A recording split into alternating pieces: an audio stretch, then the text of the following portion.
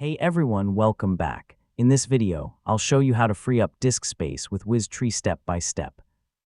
If your Windows computer is running low on storage, WizTree can help you quickly identify the files and folders using the most space so you can clean up your drive efficiently.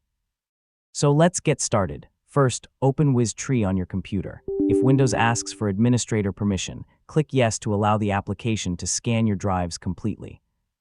Once WizTree opens, select the drive you want to analyze, such as your C drive, and click the Scan button. Next, wait for the scan to finish. Yeah, WizTree is extremely fast, so the results usually appear within a few seconds.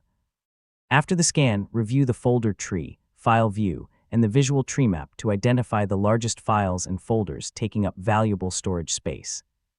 Now inspect the largest items carefully before removing anything.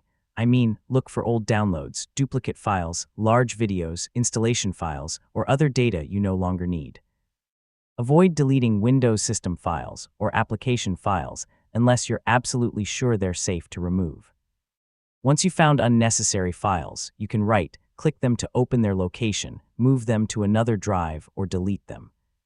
If you're unsure, sending files to the recycle bin first is a safer option because you can restore them later if needed.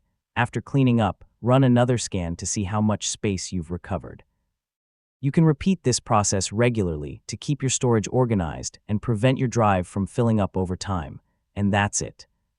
You now know how to free up disk space with WizTree and keep your Windows computer running more efficiently. If this tutorial helped you, don't forget to like the video, share it with your friends, and subscribe for more easy tech guides. Thanks for watching, and I'll catch